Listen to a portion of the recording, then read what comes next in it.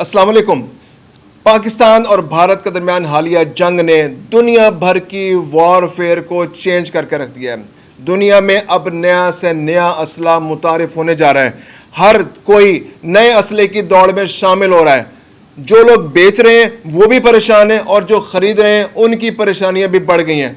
امریکہ نے اس جنگ کو امریکہ کی خارجہ پالیسی میں ایک اہم موڑ ثابت ہو گیا۔ پاکستان اور بھارت کی یہ جنگ بہت بڑے پیمانے پر امریکہ نے بہت تیزی سے اپنی خارجہ پالیسی کو تبدیل کیا ہے۔ پاکستان کے ساتھ اپنے تعلقات کو بحال کرنے کی کوشش کی ہے۔ اس نے مسئلہ کشمیر کے حل کے لیے خود سے ثالثی کی پیشکش کی ہے کہ پاکستان اور بھارت میز پر بیٹھیں، جلد از جلد بیٹھیں اور اپنے جو باہمی مسائل ہیں ان کو حل کرنے کی کوشش کریں۔ اس کے علاوہ اس نے چین کے ساتھ اپنے تعلقات کو فوری طور پر درست کر لیا ہے۔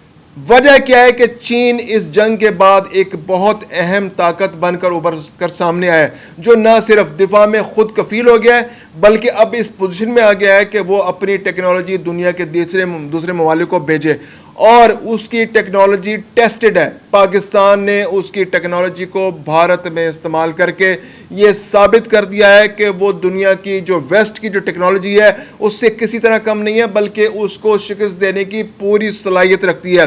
تو ایسی صورتحال میں یہ خطرہ بڑھتا جا رہا ہے کہ جو دنیا کے بہت سے ممالک جو اسلحہ خریدنے میں دلچسپی رکھتے ہیں، جو اپنے دفاع میں انویسٹ کرنا چاہتے ہیں، وہ چائنا کا رخ کر سکتے ہیں۔ تو امریکہ نے حالات کی اس نزاکت کو محسوس کرتے ہوئے فوری طور پر سعودی عرب کا دورہ شیڈیول کیا۔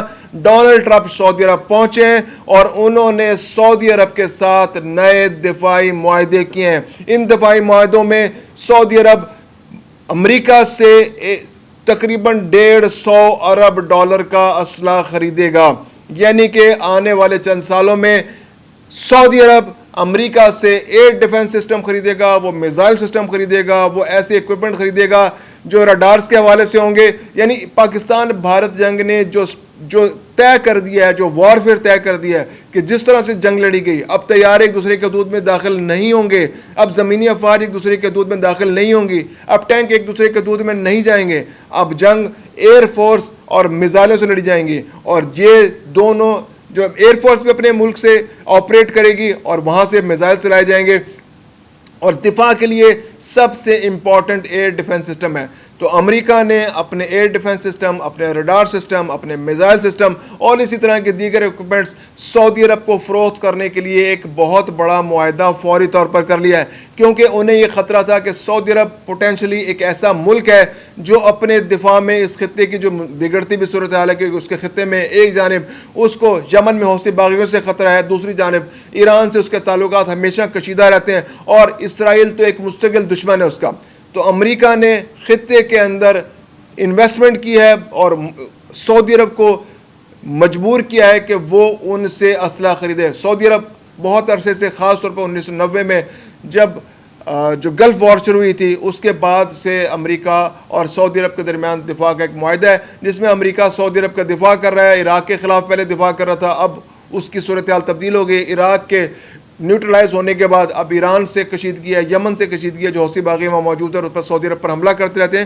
تو سعودی عرب نے اب امریکہ نے سعودی عرب کو جو اسلحہ ہے وہ فروخت کرنے کا معاہدہ کر لیا۔ اس کے علاوہ دنیا میں بہت سارے ممالک ہیں جو اسلحہ خریدنے میں دلچسپی رکھتے ہیں، تو یقیناً امریکہ کی یہ کوشش ہوگی کہ اس سے پہلے کہ وہ چائنا کو اپروچ کریں، امریکہ ان کو خود اپروچ کرے، امریکہ ان کو اپنا اسلحہ فروخت کرے، کیونکہ دنیا میں اس وقت 40% سے زیادہ اسلحہ امریکہ ایکسپورٹ کر رہا ہے۔ جیسے دنیا میں سب سے زیادہ اسلحہ، تقریباً 12% اسلحہ انڈیا امپورٹ کرتا ہے، یعنی وہ خریدار ہے، دنیا میں اسلحے کا سب سے بڑا خریدار ہے۔ اسی طرح دنیا کا 40% اسلحہ امریکہ کی حکومت یا امریکہ کے جو پرائیویٹ ادارے ہیں وہ فروخت کرتے ہیں۔ تو امریکہ کسی صورت نہیں چاہے گا، کیونکہ اس کے سامنے فرانس کی ایک مثال موجود ہے۔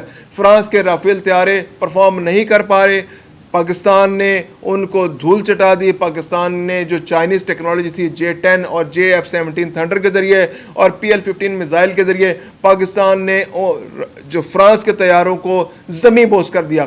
تو اب امریکہ کے سامنے یہ مثال موجود ہے، وہ نہیں چاہتا کہ چائنیز ٹیکنالوجی جو اب عروج حاصل کر رہی ہے، جو خود کفالت سے بڑھ کے اب دفاع میں ایکسپورٹس کے شعبے میں فلرش کرنا چاہتی ہے، تو وہ جو اسپیس لے رہی ہے اس سے پہلے امریکہ اپنے قدم مضبوط کر لے اور جا کر جو پوٹینشلی ممالک موجود ہیں ان کو اسلحہ بیچے. اس نے نہ صرف سعودی عرب کے ساتھ یہ ڈیل کیا ہے بلکہ یو ای کو بھی تقریباً $1.5 ارب کا اسلحہ بیچنے کا ایک معاہدہ فوری طور پر کر لیا ہے.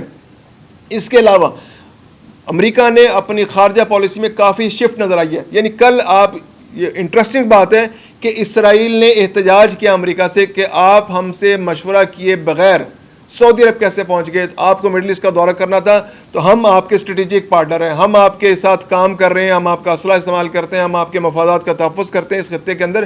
تو آپ کو چاہیے تھا کہ آپ ہم سے مشورہ کرتے اور آپ اس علاقے کا دورہ کرتے اور پھر اس کے بعد ہم ایک ون ون سچویشن میں آتے اور جو ہمارا ایک مشترکہ مفاد ہوتا ہم اس کا تحفظ کرتے. لیکن امریکہ بھی اب بہت تیزی سے اس خطے کے اندر اپنے قدم خود جمانا چاہ رہا ہے. اس نے حماس کے ساتھ براہ راست رابطہ کر کے اپنے قیدیوں کو چھڑوایا ہے ان کے حماس کے قبضے سے. تو اب اس نے سعودی عرب کا جس طرح سے دورہ کیا تو یہ غیر متوقع دورہ تھا.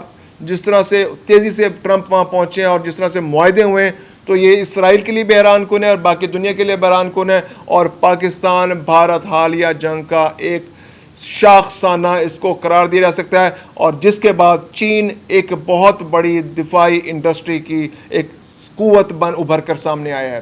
مزید اپڈیٹس کے لیے دیکھتے رہیے 24 ڈیجیٹل.